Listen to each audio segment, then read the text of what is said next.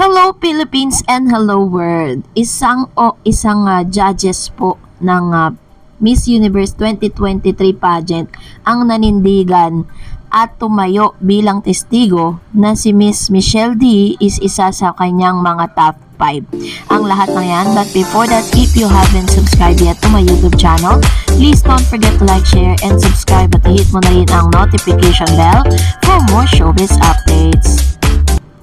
Matapos nga nakahapon po ay patuloy pa rin po yung mga investigasyon na nangyayari at sinasabing si Mr. Anjac Rajatutip na siyang utak sa lahat ng mga anomalya na nagaganap dito po sa nasabing prestigious event ay unti-unti na ngang nakukuha ng Pinas ang justice or ang hustisya dahil matapos nga nalaging laman ng mga news feeds itong si Anjac Rajatutip dahil po sa kaso na kung saan ay kinasuhan siya ng embezzlement case na kailangan niya magbayad ng 28.3 million US dollar dahil po sinasabi po ng ilan na nagkaroon po ng problema sa JKN Global dahil yung mga pondo na hindi naman talaga para sa kanya ay ginamit pang personal at itinransfer sa third party person, which is ayon po sa investigasyon ng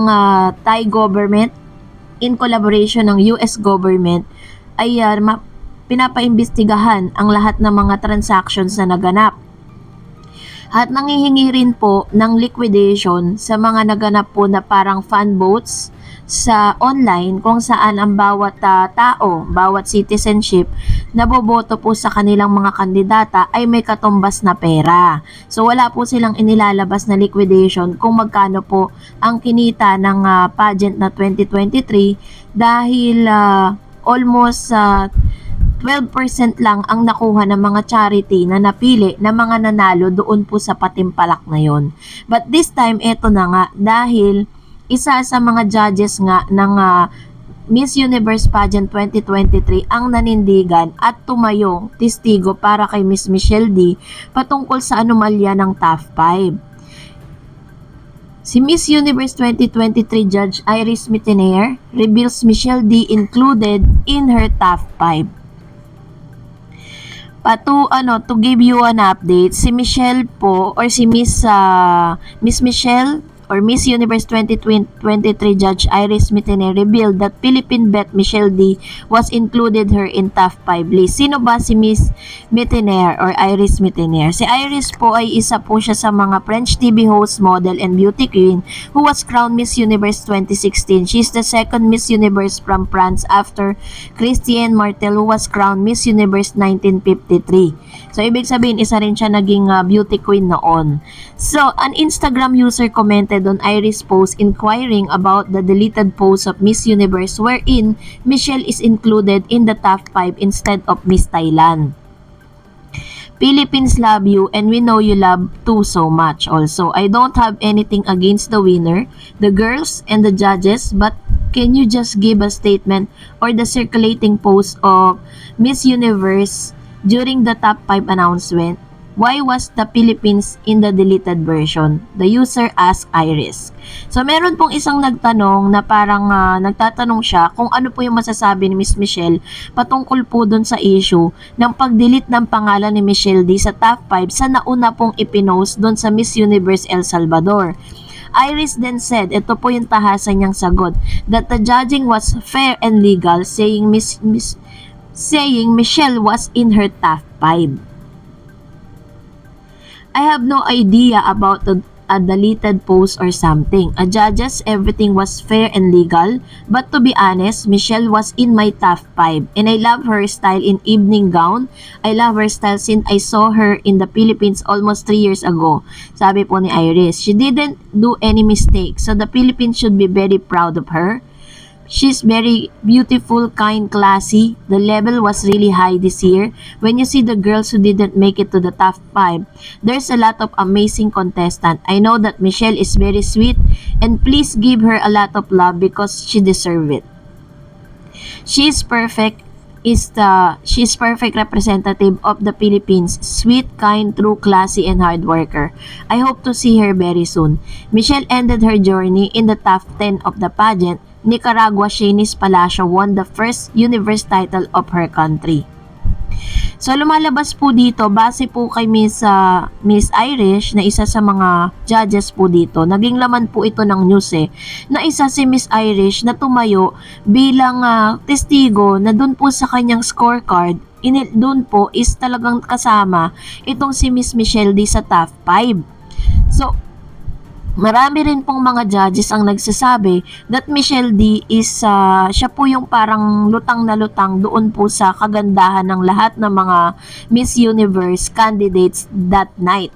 Hindi lang po nila malaman kung bakit nagkaroon po ng parang nagkaroon ng differences pagdating na sa totality nung nagkaroon na ng totality of mga scores sa mga nakuha po para po i-announce kung sino yung top 5. Kaya naniniwala po si Miss Irish that Michelle D is deserving niya po na makasama sa top 5 na ito. Kaso nga lang, katulad po ng sinabi ko po sa inyo, dahil po sa mga anomalya at dahil sa nag-iisang tao na siya pong naging utak at nagmamanipulate dito po sa nasabing prestigious event na ito, kaya hindi nangyari yun. Alam niyo po, may mga videos pa nga na naglalabasan na parang habang rumarampa itong si Miss Michelle D.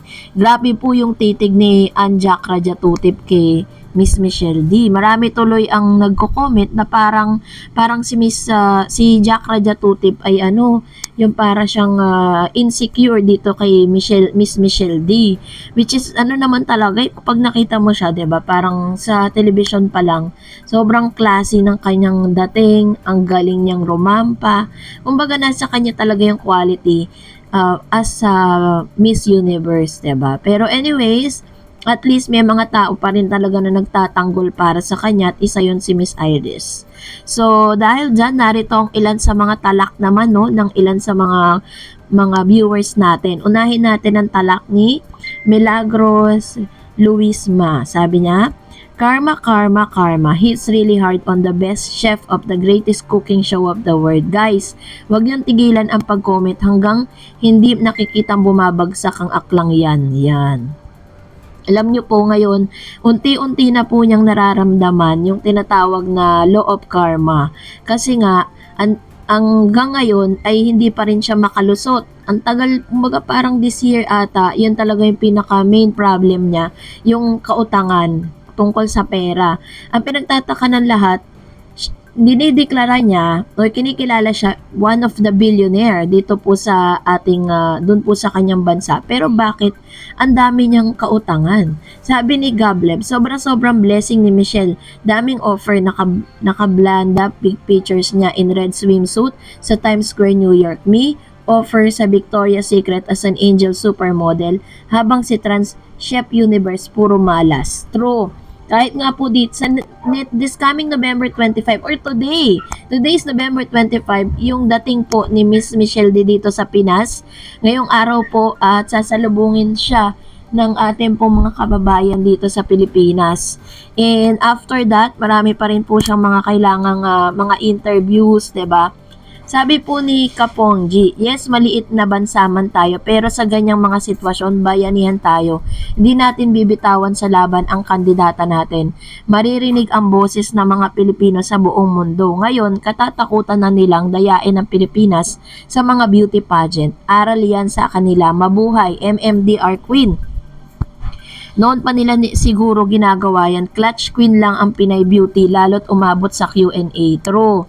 Totoo po yan. Kaya nga sabi ko sa inyo, diba, naging eye-opener and blessing in disguise si Miss Michelle D dahil nabuksan po yung mga anomalya. Meron pala talagang anomalies na nangyayari dyan. May mga pwede pala talagang magkaroon ng dayaan, pwedeng magkaroon ng graft and corruptions, no? Kasi nga prestigious event siya. Kumbaga, parang buong mundo ay kasama sa event na to. Kaya malabo talaga na walang ganyan, lalo na yung yung owner pa, 'di ba? Hindi katiwa-tiwala. Sabi ni Chadi Yormilo, socially and morally trans woman candidates is disrespectful to MU's core mission and vision. They should not be allowed to join unexclusive or compete pageants like Miss Universe because they can join and create for their own platform. Nakakarama na si Tikbalang, malamang pinagtatawanan na siya ngayon ni na Paula Sugar. True yan. I think may kinalaman si Miss Paula Sugar kung bakit sobrang bilis po no yung investigasyon na ginagawa dito kay Jack Rajatutip. Dahil di ba nag-resign siya. Kasi kung nandun pa rin po siya sa loob mismo ng Miss Universe pageant, hindi niya magagawa yung mga ganyang mga dirty works na kailangan niyang paimbestigahan at siya mismo pwede siyang tumistigo dun sa mga bagay na kinaso yung embezzlement case. Sabi ni Harashikar yon, kapwa ko Pinoy na fan ng MU, kalma na po tayo. May consequences po ang ginawa ni Jack Rajatutip. Hindi po yan nakatago sa Diyos. Ipagpapasa Diyos na lang po natin para di na tayo magkasala sa salita. Pagdasal natin siya na magkaroon ng hustisya at managot siya kung meron man. Peace! Ayan. Tama naman siya, ba? Diba? Pero maaaring nakalagpas siya sa mga tao, sa Pinoy, pero sa Diyos hindi. Sabi naman po ng isa pa, no? Sabi ni Miss Evelyn Tudtud, totoo ba lahat ng ito? Na-review ko ng mga balita tungkol dito sa mga galing na mga sino-sinong vlogger. Sana nga dahil nakakagigil talaga ang nangyari sa MU 2023. Bad karma will serve sa umaapi sa Pilipinas, hindi lang about sa nangyari sa pageant na ito, kundi sa mga gustong sakupin ng Pilipinas. Shame on you. At saka sa taong ito na may-ari ng organization na ito na trying na maging babae na kahit bali-balik ta rin pa, lalaki pa rin. Kung anong hinigay ng Diyos sa katauhan natin, wag na sanang ibahin. Yung feeling mo babae o lalaki, sige, pero ibahin ang natural na pagkatao mo, literally at physically. Ewan ko kung matutuwa ba ang lumikha sa atin. Ang importante, healthy tayo, physically and mentally. Ayun. So, very, juicy naman yung sinabi ni Miss Evelyn. Kaya naman, salute tayo para sa mga Pinoy. Well, kung nagustuhan mo ang video na ito, huwag mo kalimutang mag-like, mag-share, at mag-subscribe, at i-follow mo na rin ang aking Facebook page, DarEdsTV. And also, I have my TikTok account, which is DarEdsTV. Pwede nyo rin po akong i-follow doon. Thank you for watching, guys. God bless everyone!